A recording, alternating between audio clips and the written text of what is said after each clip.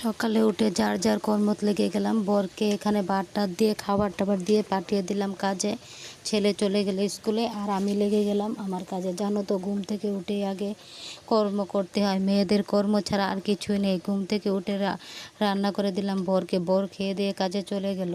তো এখানে আমি বর কাজে চলার পরে আমি এখানে উঠান বাড়ি কিছু কিছু বাসি কাম রয়েছে আর কিছু সকালে করে নিলাম। সব কিছু তো দেখানো সম্ভব না এই কতটুক ভিডিওর ভিতরে, তো কিছু কিছু জায়গা আপনাদের কাছে শেয়ার করি। হ্যালো বন্ধুরা, নমস্কার। আমি নমিতা মল্লিক, ত্রিপুরা থেকে। যারা আমার ভিডিও দেখো প্রতিদিন তারা তো আমার পরিচয় জানো, আর যারা নতুন দেখছো তারা আমার পাশে থাকবে, সাবস্ক্রাইব করে পাশে থাকবে বন্ধুরা। তো এখানে আমার উঠানটা শুরু হয়ে গেল।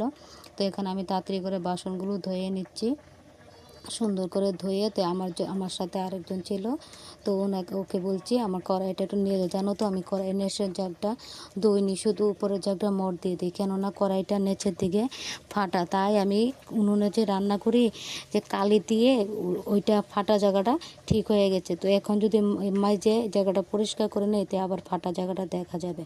তো দেখো বন্ধুরা, তোমাদের সাথে কথা বলতে বলতে আমার উঠানসটাও শেষ। এখানে বাসন ধোয়াটাও মোটামুটি শেষ করে নিলাম, নিয়ে চলে যাব ঘরের কিছু কাজে। কিন্তু সব কিছু কিন্তু এক হাতে করতে হয়।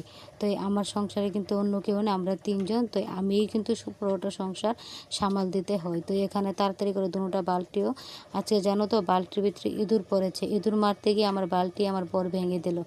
তো এখানে এই বালতিটা, প্লাস্টিকের বালতিটা, তো এখানে বালতি ধুয়ে, তো এখানে জল এসে পড়লো, ট্যাঙ্কিতে জল ওঠে না। তো আমি ভাবলাম বোতলগুলো ভরিয়ে নিই তাড়াতাড়ি করে। তো এখানে জল টল রেখে চলে আসলাম আবার ঘরে, কেননা সকালবেলা রান্না টান্না করে চলে গেলাম বাইরের কাজে। তো এখন আসলাম ঘরে। তো ঘরে এসে আগে তাড়াতাড়ি করে ঘরটি সুরা দিয়ে নিচ্ছি, কেননা ঘর তো না ঠামালে কে ঠামাবে। বন্ধুরা, ভালো লাগলে পাশে থাকবেন। নমস্কার।